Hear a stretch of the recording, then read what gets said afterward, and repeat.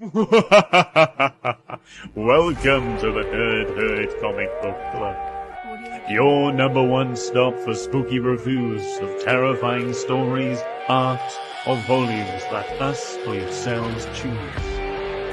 Find us live every Wednesday on YouTube, Facebook, and Twitch, and the replay on all podcast networks. Sharpen your fangs and get ready to hunt, as it's time to join the herd. But first, please put your paws together for your hosts, Shane, Bill, and Scott.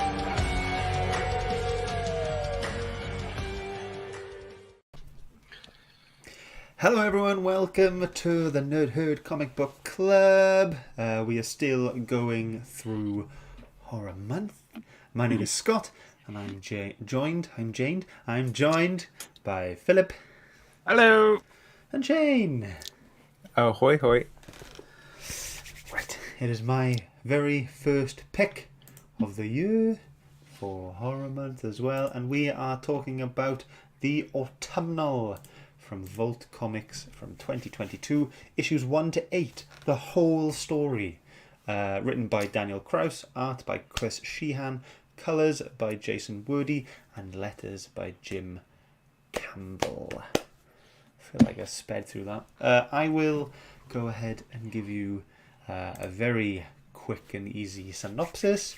So, her estranged mother's death brings Kat Somerville back to Comfort Notch, New Hampshire, a hometown she can barely remember. As she and her daughter Sybil try to settle into a new life, Kat discovers that sometimes home is best forgotten. Dun dun dun.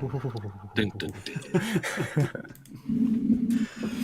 Before we actually go ahead and talk about everything, let's go and see who's here. Got quite a few already. Triple G first. Evening all. Hi buddy, thank you for joining. We've got Liam, howdy ho.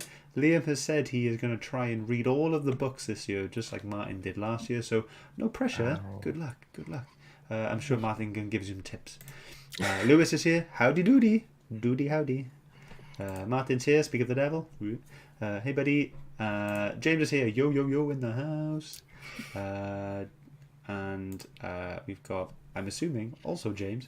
Evening dudes. Connie's here. What's up, nerds? And we've got a comic book report just on time. There we go. Thank you for joining, everyone. It's hopefully going to be a good one. I'm hoping we're going to get a better score than last week. But let's see how it goes. So let's see.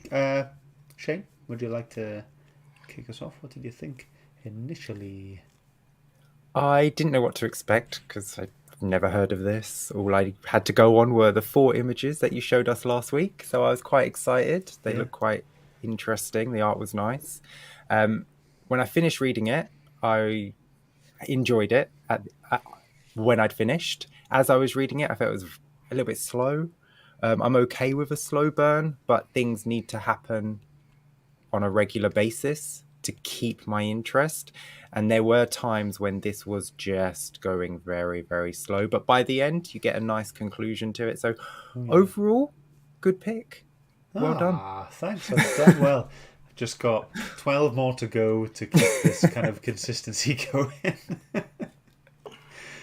Phil, do you agree with that? Disagree with that? A bit of both? Well, first of all, last week I was really annoyed with myself because I wanted to go out for Halloween spooky month and get like a prop, like fake teeth or a little headband that Shehan has, that kind of thing. And I forgot last week, so I rushed out this weekend to buy something. And I wish I hadn't bothered. Instead, what I did, I went to my garden and picked up some scary leaves. horrifying leaves. So I think of the children. To be fair, I know I'm kind of taking the piss here a little bit, but it was the same as Shane. It's not a bad story. It was slow. That's the thing. I don't mean a slow burn, but like the first 3 episodes or issues could have easily been condensed into one, I think, to be honest. But the conclusion, I thought the last issue 4, and I think the last one were easily the two standout ones for me. But there was a lot to read that didn't have to be read, in a way, because it didn't add too much to the story. It was definitely just a lot of inner monologue, wasn't it? Like at the start with Kat. Like for me, the whole story, it was a slow burner, but I felt like each issue kind of got like progressively creepier. Like I'm just sat there, as you know, I read these in work on my lunch, and I'm just like, I'm reading, and the creepier it's getting, I'm like, like the guys in my office, I could just hearing me going, like this is weird. I do get you where both of you are coming from. Connie agrees as well. She says this would have been great in a 6 issues, but 8 felt like it dragged.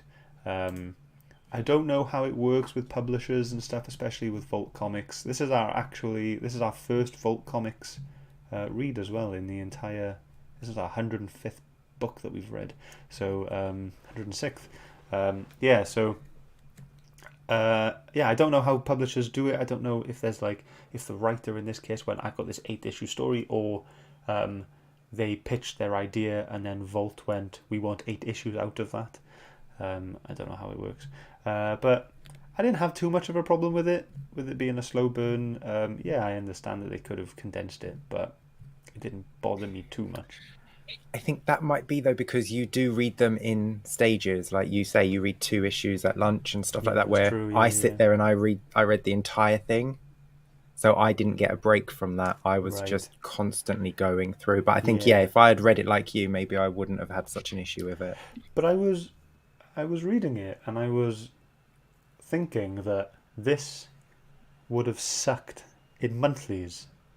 Waiting a month for this to come out, like you read the first issue and you barely get anything, and you just get the picture at the very end of like her mum in the coffin covered in leaves and twigs, and like you're reading that and you're going, oh okay, you're like I don't know, like and then it doesn't pick up until like issue 4, 5 maybe. If I had added this to my pull list, say, and I read issue 1, I would have dropped it straight away.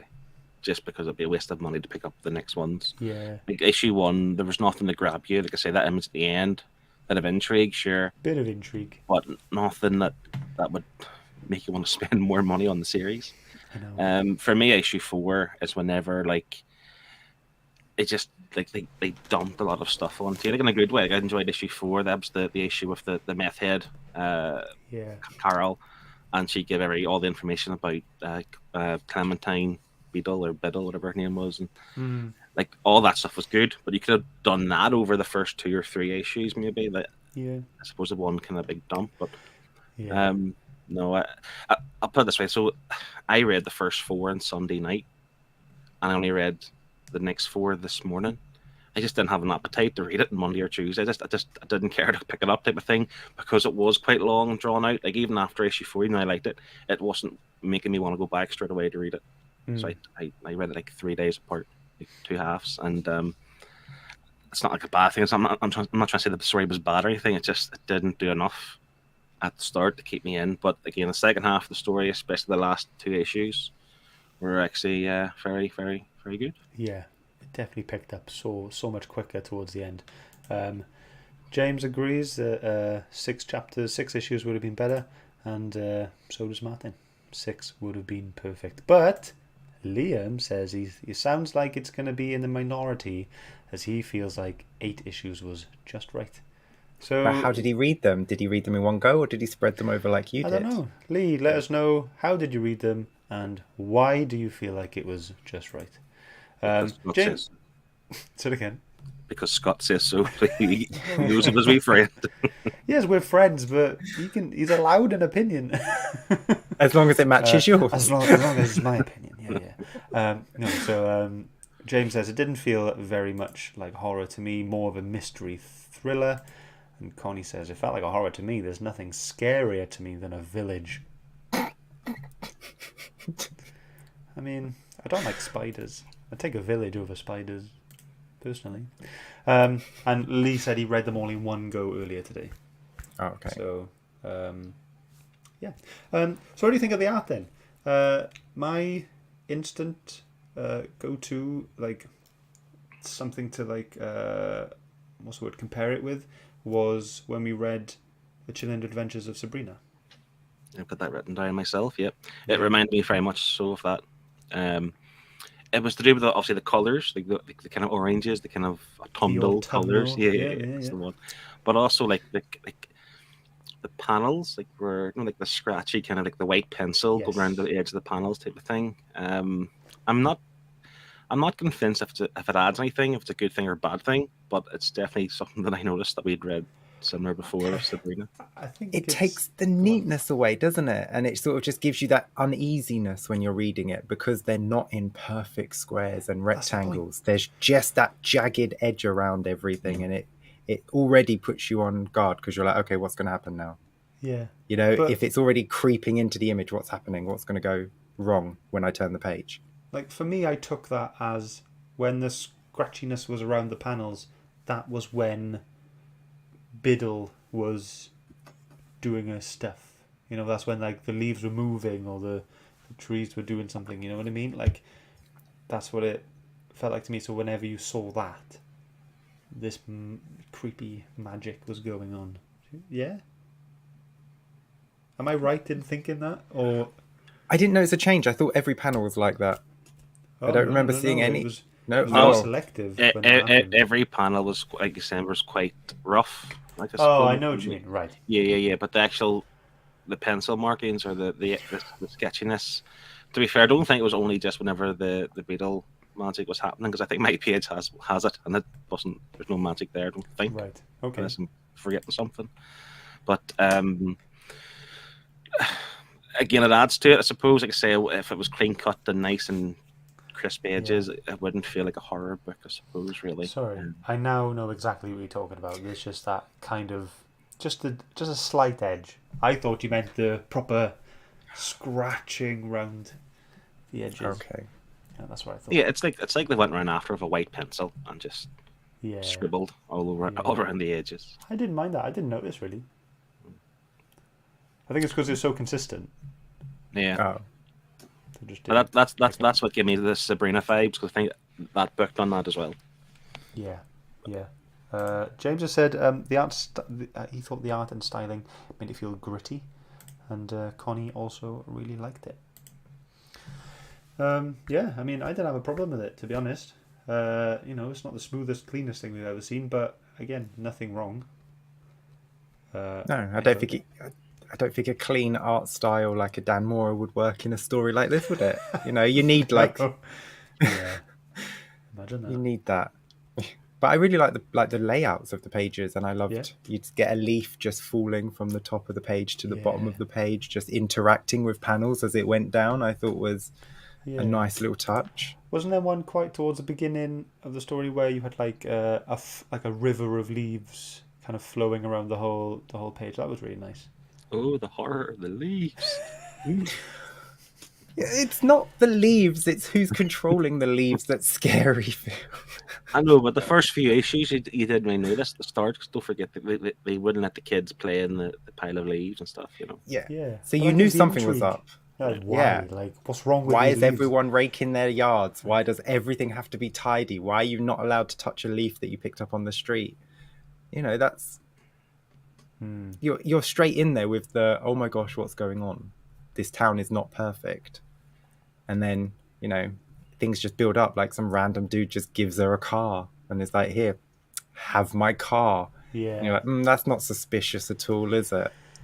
But see, this is what annoys me about the story, because, well, in a good way and a bad way, because the idea that he gave her a car, he died from doing that because he was trying to help her. There's the car, go wherever you want in order to get out of here. But you don't find this stuff out, obviously, till the end. But, like, there was other weird things happening at the time. Like, it didn't really make much sense. It was creepy and it was weird, but, like, okay, whatever. But obviously, the last issue brings it all around. But I just think to wait, like, 7 issues for that to make sense, just give me a little bit sooner. Yeah. But I like it when, we're reading stuff for the face value of it, and then later on we get... that's why. You know, like there's an actual justification, and I enjoy that. Yeah, there was a slight payoff. Don't get me wrong. It does make up for it, but again, it would make up for it more if there was 2 less issues. Yeah. It's what it is. I feel like, like me and Liam, we don't have a problem with it being 8. He read it in one hit. I didn't. You guys read it. Shane, you read it in one hit. Phil, you read it half and half. And I think, everyone's going to have their opinions, aren't they? That's what we do here. Oh, whoa. What? Yeah. Man. Or do we just say what Scott wants again? I forget. Hold on. Let me consult my notes. Yeah, you've got your Get the notes. script. Read my notes. Read my notes. Right. Shall we look at our pages? Yes. Yeah. Okay. So we want to go ahead now and show all of you guys what we've chosen as our pages and what you've chosen as your pages as well. We've had quite a few sent in. So we'll start with you, Phil. Here we go. To be honest, I didn't know why I picked this. I just realised now there is no scratchiness in this page. I think 3 to pick from because the art was really good. I thought throughout there was no issues. The reason why I kind of picked this, and for me it adds to the creepiness of it. So this is the top part of the panel. Is where they're sleeping in Aubrey's car. He gives them the car, and this is they're essentially living rough for the first night in this new town, and then obviously the next day they look more optimistic. Like her life in the city, her issues with school and issues with ex-boyfriends or whatever it may be. That's in the big city. We're now heading to this new town where we can make a life for ourselves. So I just quite like that contrast. The dark and the light type of thing, kind of. Like showcasing or signaling that this is good for them. But obviously, with this kind of town, the grass isn't always greener. Literally, it's orange. Again, it's adding to that sense of there's something's going to happen. Not everything's going to be nice and cool and bright and breezy in this new town, and something's going to go down. So, but the art through it again, it's nice. It's not ugly. It's nice. No, it's good. Nice, simple page. Good one. Over to you, Shane. I picked this for multiple reasons. One, I just enjoy a chalk drawing that kids do in creepy horror films and stuff. It just really adds to the atmosphere. And then you add on top of that the creepy rhyme that they're singing. Yeah. And you just get that Freddy Krueger vibe, don't you? The 1, 2, Freddy's coming for you, and then the little girl's drawing the Freddy Krueger house, and she's like, "Freddy's not home." It's like that's what I was getting from this, and you get the whole story in crayon and in chalk, and you get the cool poem about some poor woman who fell in love with a man above her station, and he fed their baby to a pig, so she killed him. Oink oink. Which is fair. And then she becomes a tree. So that's the story of Clementine Biddle. And then all the shadows of the tree itself on that as well. Yeah. Did you guys read that as a song? Did you read any of the songs? Did you read them as songs? Yeah, poems. Me too. Yeah. I have no tune. Like I'm not good at music. Like I can't pick up the tune, so I just read it as a comic, just as a sentence. Yeah, it was all just for me. It had obviously it had the kind of rhythm of a poem. If you read it line for line or every 2 lines. I just loved that. I was just in my head. It was just this creepy, slow, kind of dark, kind of reading out of it. I didn't read any of them out as songs, even though the kids were jumping around, being like, Mudmen, whatever. Yeah, but if you don't tell me what tune to go to, I don't know how to sing your song. So I will just read everything as a poem. That's true. Yeah, but yeah, I really enjoyed reading them. Like when I saw they were on the page, I was like, yes, cool, let's go. Writing wise, I like them a lot. Okay, my page.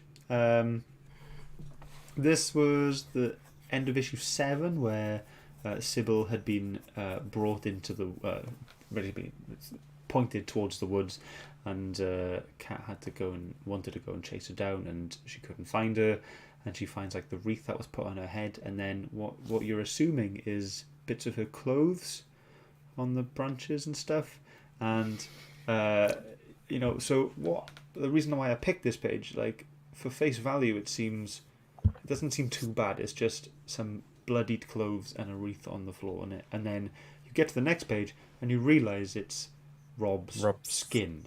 Yeah.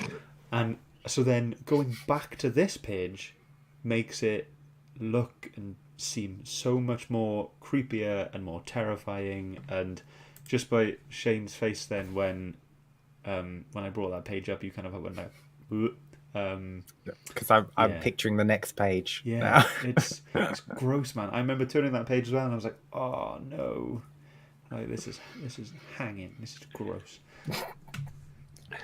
Yeah. But yeah, love the page. Yeah. really great page. We've had quite a few viewers' choices in. Awesome. Viewers' pages in. Do you want to go and look at them as well? Definitely. Okay. Kev is first, our resident artist. He says he likes the colours and shadows used in this page. It really adds to the tension. Yeah. I love how creepy that woman is. Like, I can't remember her name. Jewel, is it? Jewel, yeah. Yeah. So also, creepy. While we're here, we should say happy birthday to Kevin. It is his birthday today. That is why he is not here. He is celebrating his birthday. Happy birthday, Kev. There we go. Happy birthday, Kev. He's a very good boy. Then we will go over to Connie's pick. Connie picked this. This is the last page of issue 1. She says, I really like the art style in the comic. The colours were great, and I think the style suited the story perfectly. I agree. Yeah. I agree. Human compost. Great picture. And we've also got another one from James. This one wrecked me. Oh, I forgot to do a trigger warning. Warning. Sorry, interpretation. Oh my god. I'm sorry. James had said, I'll take it down now. James had said, I think the full circle of the curse and pain of the mother with the fear of the townsfolk is very much a climax in the story. As much as the child is innocent, so was the first child who was sacrificed. Yeah. I did not see that coming. It's in one of my notes. My final note that I wrote down was, I didn't see that ending coming. Poor Sybil. Honestly did not. I figured when she says she'll take over from Clementine, she'll take over and be protecting her daughter in the village, and her daughter will live there in peace. I did not see that coming. It's a nice twist. See, you say that's a nice twist. Like, as every week, Shane, where you almost rewrite every comic we read, and it always sounds better. Like, for me, that'd be a better ending. Just to let her be in the town, like Sybil live in the town, and the mum protects her. Like, I get the idea that they killed her so that she gets angry, just like the what was her name, Clementine. Was. I get that, but I just feel like killing Sybil was a wee bit pointless in a way, because they spent the whole time. Yeah, so that's what I think it may have been. Just going for that cheap shock factor, almost. Definitely. Shock. But I do think, because don't forget that kid was only 7. Yeah. Is that right? So to kill a 7-year-old who looked about 14, by the way.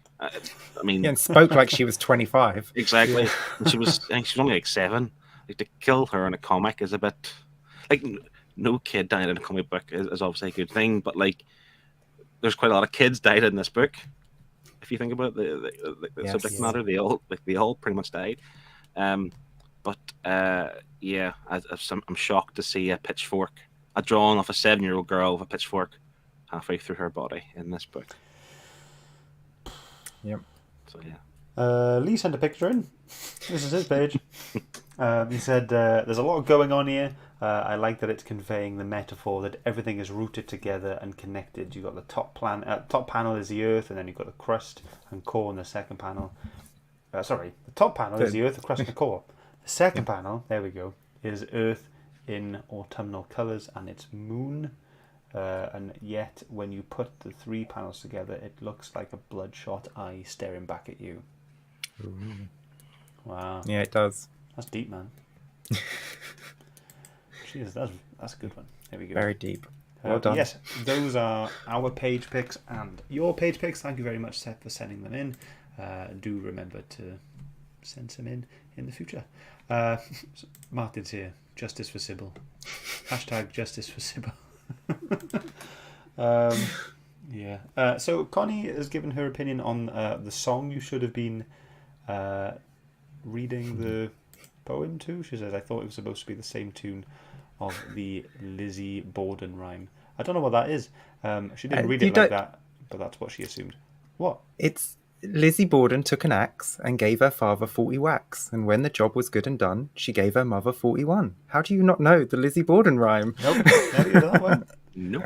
Must have not come over the bridge, that one. And Liam is saying as well, while I get why they went with killing Sybil, I kind of feel it wasn't necessary and only in for the shock factor. Kat sacrificing herself and going on to protect Sybil would have been better. Yeah, I mean... Yeah, because could have ended the book with love instead of rage and sadness.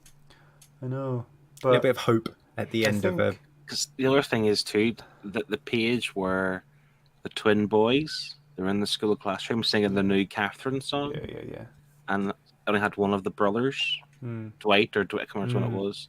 Like, again, that's really sad because his brother, he obviously survived the fire because he had scars and stuff.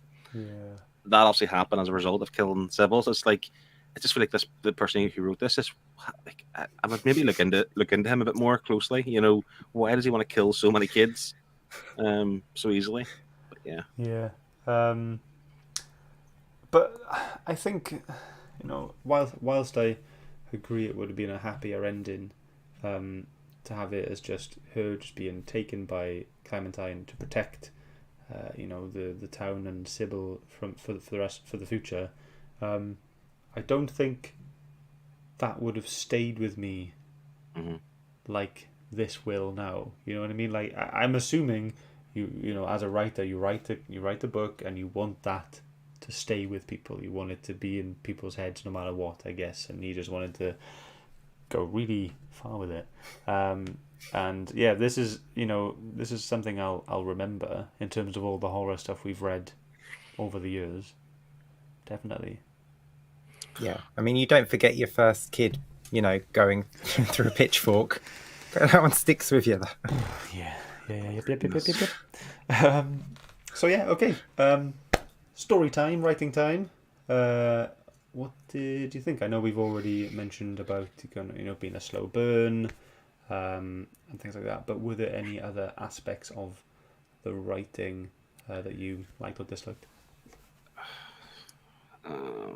Who? The story. I mean, the story overall. It's just very depressing, to be honest, as well. Like, see, reading this, I think I've come to the conclusion that I'm not really a horror fan of comics. Like, it's a broad range of stuff you can put under the umbrella of being horror, and obviously, like, zombies and vampires are kind of silly and fun and action horror. I like that. Whereas, like, when you start getting to this kind of real bleak and depressing, like I say, the death of children, and I don't know where I am with it in terms of, do I actually enjoy it? It was a good thriller, I suppose, a horror book. You know what I'm trying to say? So I don't know if I would call this a horror story. Horrific in detail, but not like, I don't know, not horror. I don't know. It was a weird one with me. I kind of, again, I think the way the story was, yes, it was longer than I thought it would be, but I think, like, the way it comes around or whatever, and obviously goes full circle with Kat. It's great. It's a well laid out plan of a story, apart from maybe Sybil ending. But just like the subject matter, I don't really care for it. It doesn't keep me interested. Like I say, the whole leaf thing was odd. James is saying, and I think it's just a hunch here that he's got here. He just said it had a real autumnal feel. I don't know what gave it away, but there was something there. I saw a few leaves, and I think it was fall kind of season, autumn season. I don't know. The other thing I want to touch on, and again, I'm not like, what's the word? Like, afraid of details. I know people think I'm a bit kind of worried about, like a hotel comic book. I don't like those kind of really gory stuff, like face peelings hanging off the ceiling or whatever. It's not that. It's more along the lines of, like, the intention of doing it or something. It's like, so whenever in issue 4, where it was the backstory for Clementine, it shows you that the mayor's son, here's your baby. And he took it off her and dropped it into the pig pen. But they literally had like Daniel Warren Johnson style sound effects on the page of crunch or snap or whatever it was. And I was like, why are you doing that? Just like, we know it's going to eat the baby or kill the baby, but you don't need to do the sound effects off it, which I thought, it's a bit rough. Yeah. Connie is saying she thinks it's horror in the way that it's got a lot of tension, maybe. Like you're kind of left on the edge of knowing what was going on and having no clue at the same time. And that's what I enjoyed about it. It kind of just gave you just enough. And then you had to go to the next issue just to find out that little bit more. And it kept just drip feeding you now and again with all these little hints and clues about the town and who Clementine is and what these poems and songs really mean and that kind of thing. But yeah, it definitely, I felt tense, to be honest, reading some of it. I mean, it was written really well, character-wise, and it felt natural. She goes back to the town that she hates and she slowly starts to integrate back into the town. That part I really liked. But with my horror, I like a little bit of hope. I like a final girl. I like the bad guy being defeated. I like some hope at the end of the film. Even if it's like, a Nightmare on Elm Street where they kill him, but we know he's coming back in a sequel. At least for that film, he was defeated. So I would have liked it a lot better had, she sacrificed herself and not, like, out of love and not killed hundreds of children and her daughter hadn't died. It was only 36. Was I being over dramatic when it comes to poor innocent children lives? It was a lot. It was quite much. But also, quite much. Yeah, quite much. Kat could have had some fun with the village people who obviously were vying for her daughter's blood in terms of, maybe not killed their kids. They would have all survived, but you're walking in the street and gust of wind blows a few leaves. You'd always be on tenterhooks type of thing.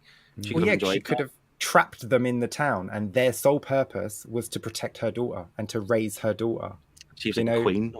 It's like your job now is to make sure she has the best and happiest life possible, because otherwise you will be my victims in the woods. See, or Shehan every week rewrites comics. There we go. We need a segment, don't we? Rewrites. James has asked us, when did we cotton on to the fact that Kat was chosen as a sacrifice? As soon as you see the pictures that her mum was taken and as soon as you realise something's wrong with the town and she's like, my mum sent me away. It's like, yeah, well, it was obviously to protect you, duh, come on. See, I'm just done with this kind of stuff. I'm just like, well, I'll just read the book and I'll just see what happens. I don't like to think too much into stuff like why. I don't like to go why. I like to ask why, but I don't like to think about why. I just let it happen. So yeah, so I never do with anything like this. I never go, oh right, I think I figured it out. I'm like, no, every time I'm like, oh okay, this is how it is. I honestly, I suck with stuff like that. Phil? It was same as Shehan. Just when you knew that her mum wasn't the bitch that Kat was describing at the start. It's like, well, she may have been harsh and she sent you to live with your aunt and uncle, but that's because if you didn't go, you were going to die on the night of the ice rink fire, whatever it was. But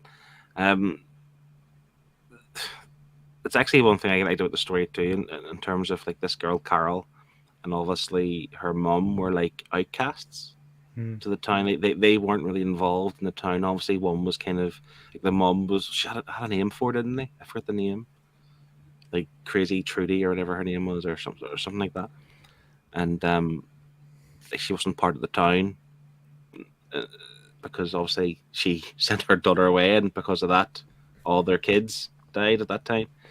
And then obviously the girl Carol, the one who survived, again, they didn't want her to spread or tell the truth of what really happened. And I just quite like the way the town ostracized them from society or something. That was quite good. But yeah, Kat, and actually, funny enough, whenever Kat was going into the woods with Sybil, I thought they were going to take Kat then. Sybil will still survive, but they would take her, the original sacrifice from 25 years ago, whatever it was. Oh, right. But no, they didn't. No. For Sybil. Poor Sybil. Just for Sybil. I liked Kat as a character, as a person.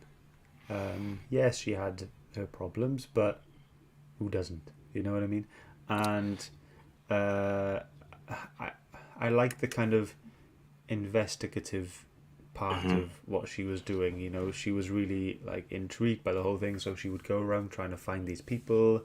And when she went to the library and tried, ended up taking photos of the newspapers or whatever she had that she wasn't allowed to have anymore, and stuff like that. I kind of liked, the little trail she was going off to try and find more information, and speaking to the mayor and speaking to Carol, who was one of the original children who were caught in the fire but managed to survive. I like that. There's that path that she was taking us on. I have mixed feelings on Kat because I think at the start she had this really kind of like FU attitude, I suppose, to things, which I quite liked. And I do actually really like when she was investigating one-to-one down, one to the library, got all the old newspapers and things. But she kept like giving in almost, even at the very end where she wanted she started listening to conversations, what people were saying, whatever, and she went to B&Q or Screwfix and got all the materials, the batten down the hatches, and like this is really badass. She's obviously going to keep them all locked in. Something's going to actually happen, but nothing happened. She just left willingly. Yeah. She left the house. That's good. And then even at the end, where the whole cult of the town were all together, like she essentially gave in and like handed Sybil to them. Like there you go. Like it took her a few minutes to realize, no, you can't do that. But it was just like, I think they didn't continue with the kind of the FU badass attitude, and I think had they done that, I think it might have told a different type of story. But overall, I mean, her and what was the boyfriend's name? Rob. I like them together. I thought they were good. I like them. Now, did anyone at any time think Rob was Clementine's baby? No. Here's my thinking. Okay, this is why I thought that. So Clementine and Rob have sex in her back garden, and some of his seed lands on the grass. Okay, I know where you're going. Okay. And a flower grows. Yeah. Or like a sapling grows. And then when we see Clementine's baby, he's crawling across the floor, and behind him, things are growing. Yeah. So I thought, wouldn't it be interesting if there was no Clementine and it was Rob this whole time, dun, dun, dun, who was in control of this town, scaring the shit out of everyone? Just go and whatever book we pick, right? Just go and just redo it, right? And then send it to us, and then we'll read that one, right? We'll just. See, this is the thing too. Like, what Shane saying's correct in terms of it gives you this idea that it could be, but then at the end doesn't give you anything like that at all. Like, obviously, Rob dies pretty brutally, to be honest. Well, yeah, I mean, but he's magic. He's half tree, half human, so trees live a long time. But even the idea that Rob's such a nice guy, like it's almost like he's too nice or something wrong with him, I didn't want to believe that because I really liked Rob. I thought he was really good, and like I suppose looking back at it now, that scene where he shoots his stuff under the grass and the tree grows, like you like to think that maybe he was involved and maybe that's a way they could have went, but they just chose not to. But then why did they do that?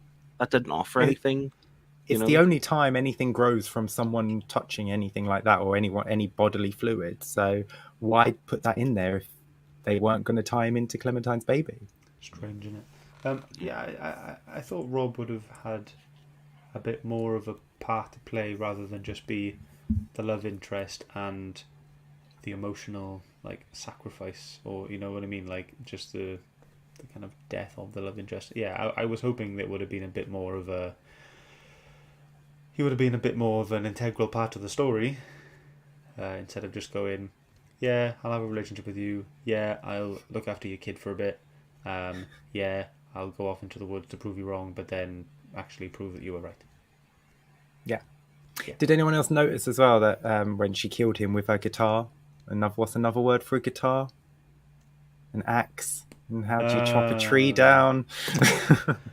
Nice little, Gone full circle. nice little punny kill scene there. I did enjoy that. I didn't pick up on it. No. I think, like I said before, I have a weird idea of horror books, and I think sometimes it's hard to get into them, like really invested in the story. And I think maybe this is one that I wasn't fully invested in. So wee things like that I wouldn't pick up just because I wasn't truly into it. And yeah, I don't think I've yet fully grasped what horror means in comics. kind of same. You know what I mean? Like horror. If you think of it in films and TV, you're gonna jump.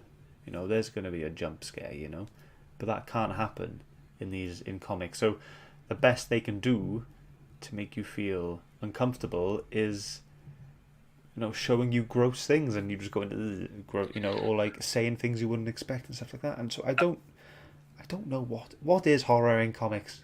It's actually something we discussed on Highland G's channel last week, and like what makes a horror book? Because you can't do a jump scare in a book; it's impossible. Yeah.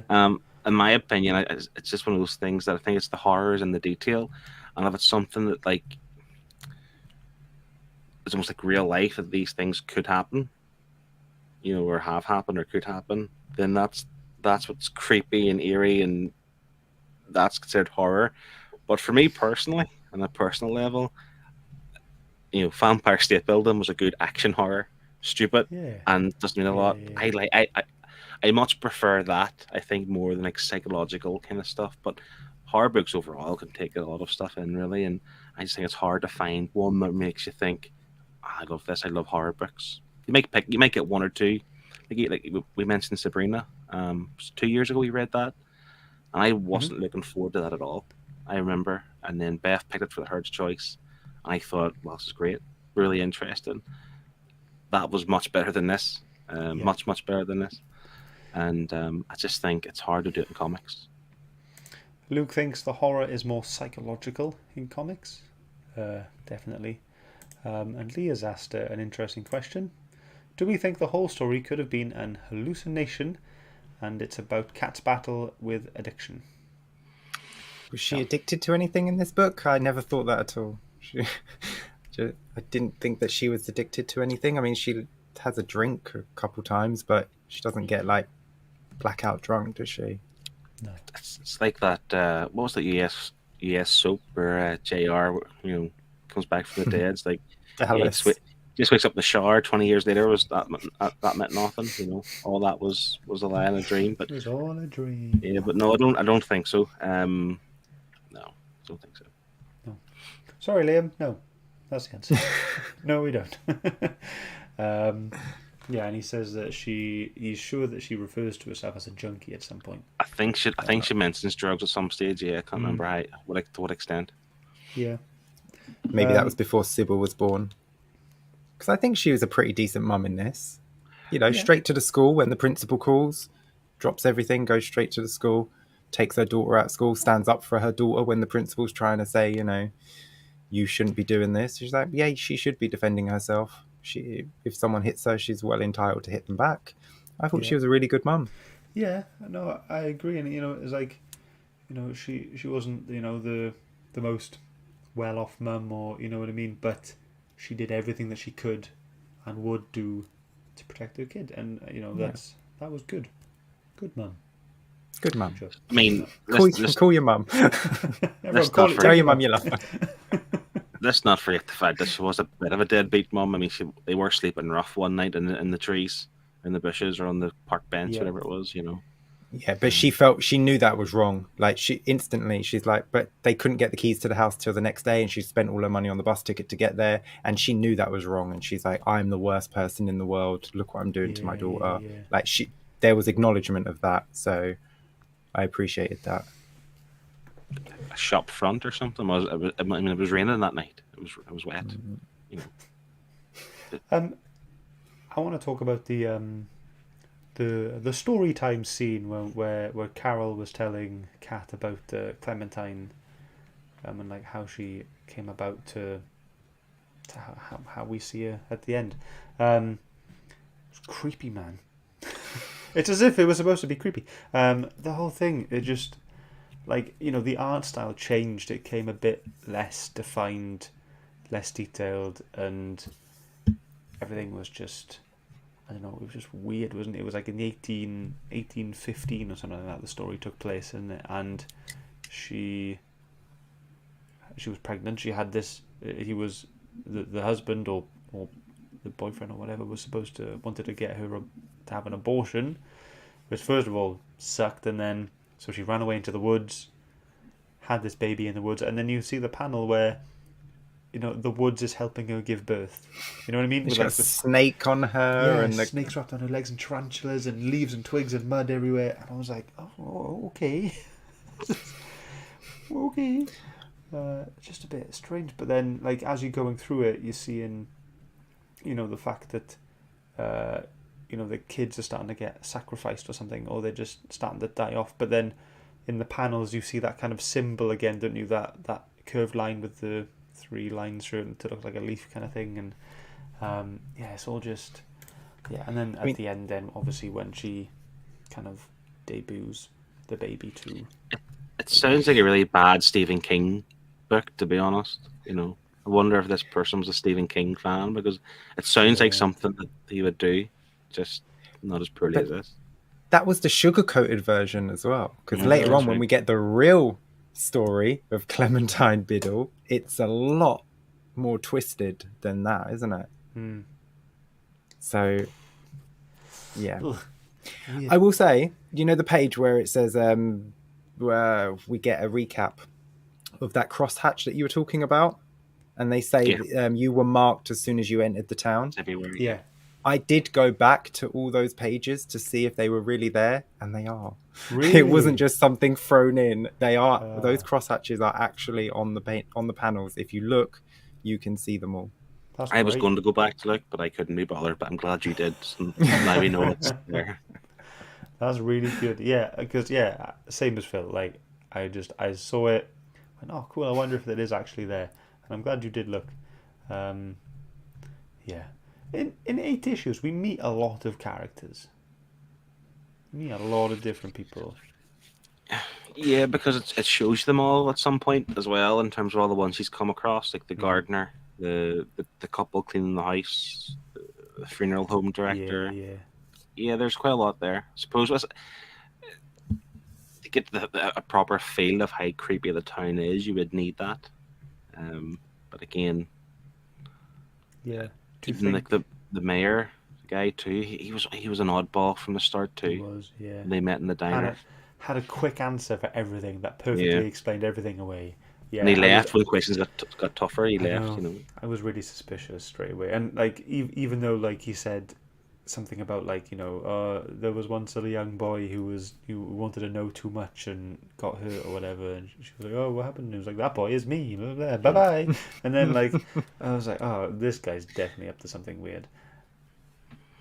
Yeah, he might as well have just said to her, look, curiosity kills the cat. You don't want to be a cat. Just, stick to your house, stick to your daughter, and keep your nose in your own business. He was so dodgy. But that town was instantly suspicious. From the guy telling her, telling Sybil she shouldn't touch leaves. I mean, what is that? To a random dude giving her his car. Like, he was very insistent that she take the car as well. Yep. It wasn't just like, here's a car if you want it. He's like, no, take this car. He's like, drive out of town, get away from here. It's like, I'd probably start thinking to myself, something's not quite right here. Yeah.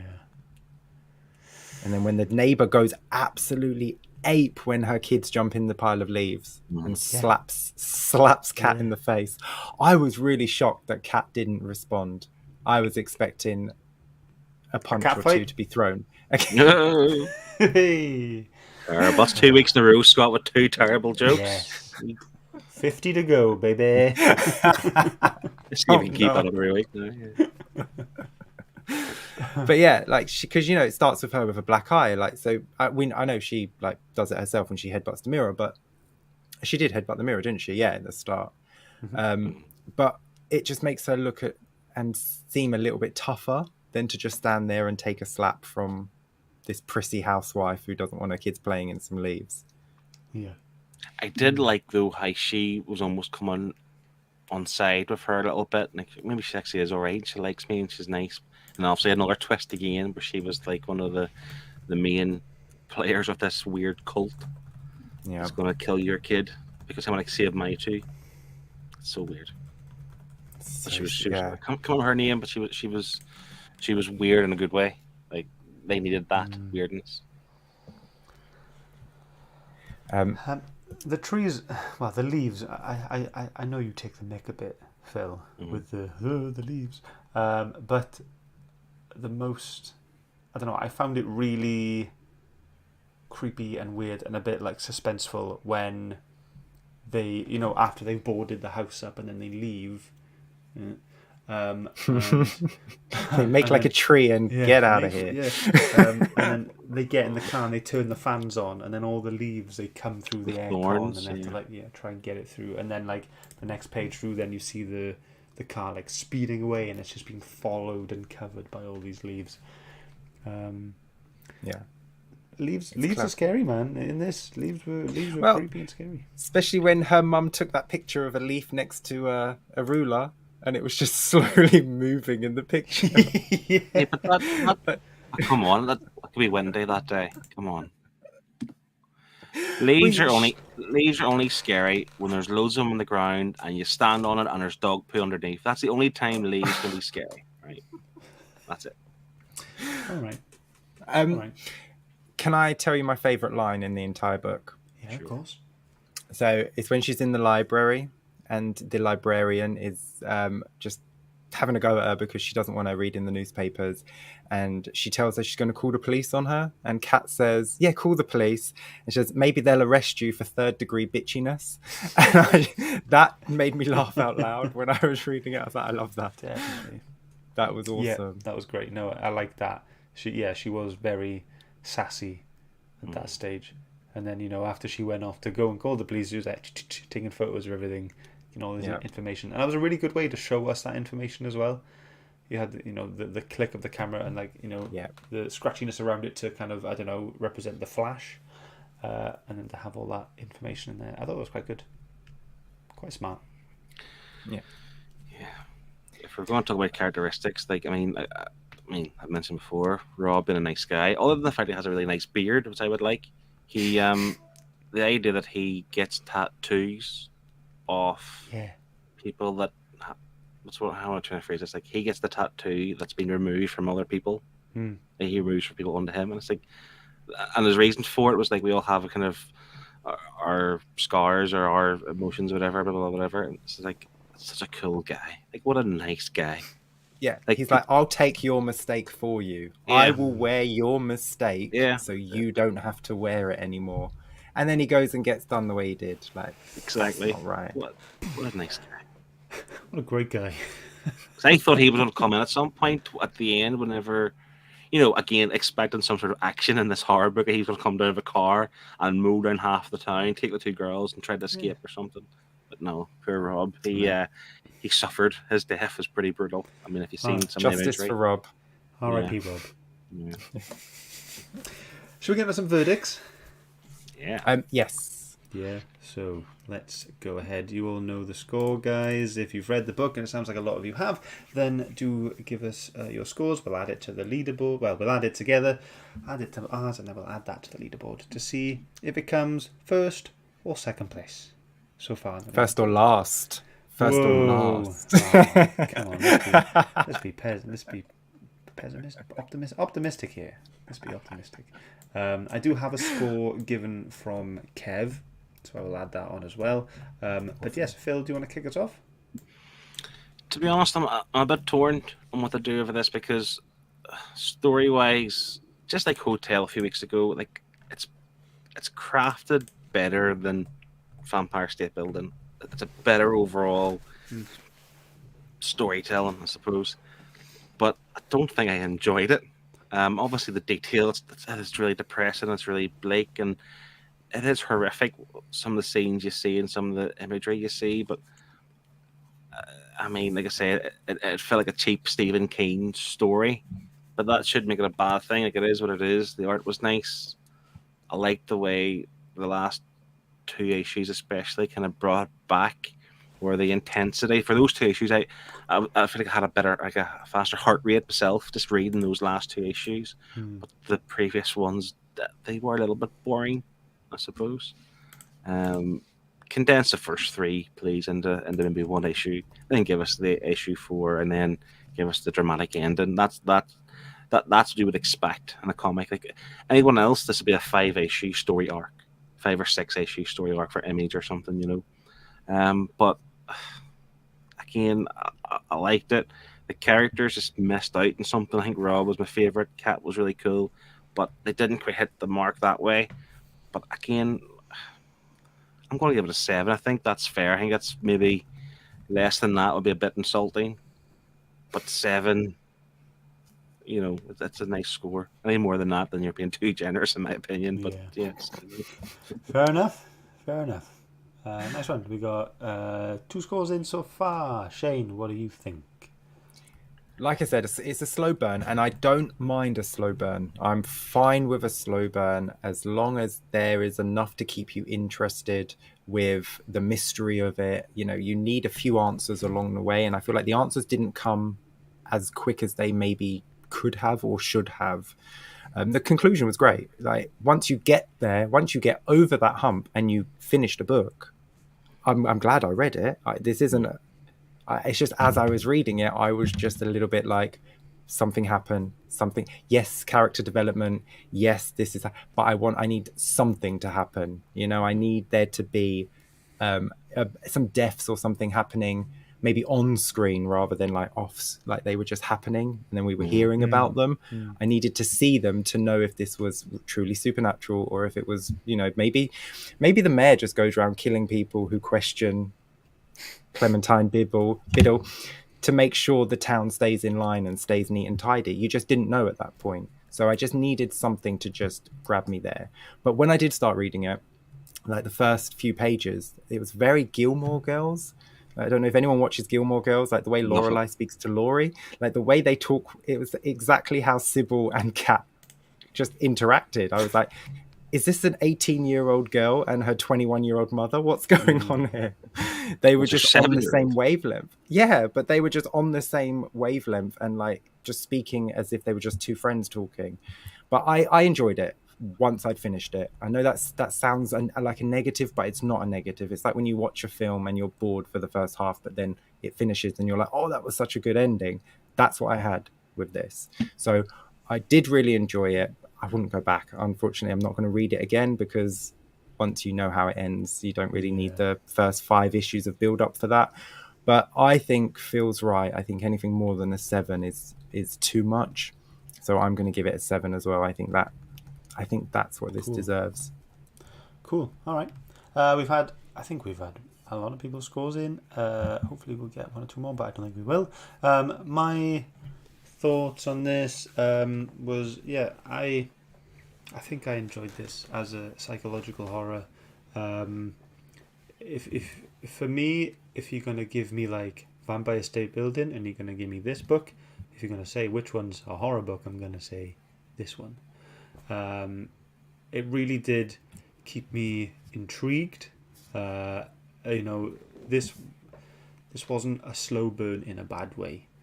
This just did kind of have enough in there for me to keep me going, ooh, okay, what's next? Where's the next kind of clue? Where's the next little bit? What's going to happen next? I enjoyed all of that, but yeah, it intrigued me more than Vampire State Building. This story will definitely stick with me, probably for good and bad, maybe traumatic reasons. And I was pretty happy with the pace of it. Like, I don't think it should have been shorter than eight issues. I was happy with it all, considering the amount of people that we met. I think if they condensed that to 6 issues, it would have maybe been a bit too quick. I don't know, but that's what I'm thinking. So I want to give this a 7.5. Nice. The art was good too. I didn't talk about the art then. I liked that. Good. Matched the tone. Right, so we have got your votes in. So we've got Kevin. He gave it a 7 out of 10. A bit predictable in places, but I had fun with it. That's what he said. So yeah, thank you very much, Kev. And again, happy birthday. Connie just says, I'll give this a 7. Nice, thank you. James said, it was a decent story, but a slow start. Good art, and I feel a 7 for me. James from This Week in Metropolis is saying, I thought it was okay. I wasn't as gripped as I was with last week's, and it did drag in places. I'd give this a generous 6. It's like a 6 plus. Sorry, Scott. No need to be sorry. It's fine. It's your opinion. No problem at all.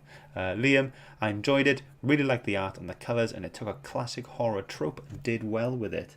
7 out of 10. Which I might add is double what he scored Vampire State Building. And Martin has said, I enjoyed the story and the art through the whole book, but the slow burn in the first few issues was a problem for me. I'll be giving this a 7. There we go. So with all of your votes in, with all your scores in, you guys as a group have given this 6.8. And when you add that to Phil 7, Shane 7 and my 7.5, we get the total of 7.1. Ooh. So there we go. So for anyone who missed the leaderboard last week, this is what it looks like now. So it will be sitting at first place for a week. I can't imagine it's going to be there long, considering the kind of scores that we were having last year. So I'll accept the first place for a week for this pick, but it's okay if it goes down totally. But yeah, there we go. I think it's just great that you finally knocked this guy off the top spot. I was going to say, it just feels weird. 53 weeks at top spot, well, 50 weeks at top spot. To not be there anymore.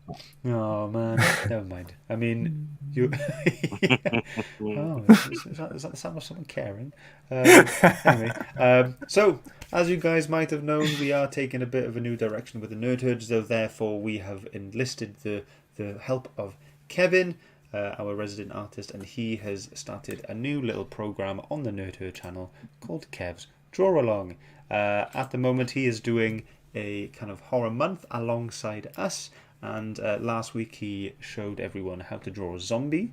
This week he's going in a little bit of a different direction, and he will be showing everyone how to add suspense to your horror comic, if you were ever going to draw a horror comic or any sort of horror picture in general. So if that interests you, keep an eye out tomorrow. It will be out at 7 p.m. GMT. For everyone to look at and follow along. If you do follow along with any of his drawings, send them over, and he'll be absolutely delighted, and I'm sure he'll showcase them as well. But that's it. We've only got one thing left to do now, and that is to show you what we've got coming up next week. It is Shane's pick, so here we go.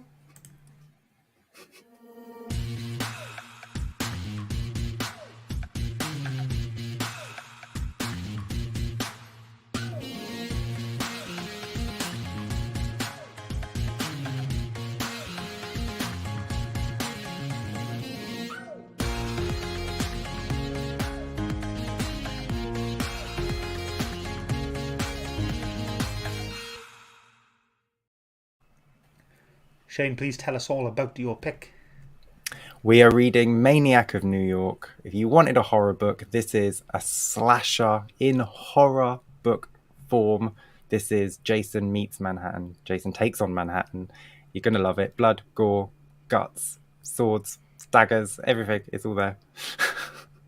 If you like your slashers, I think you'll enjoy Maniac of New York. I love how like the imagery there. It's all like blood and guts and heart, like you said, but like really upbeat music. Yeah, you're right. I should change that, shouldn't I? But it's okay. It's only for a month.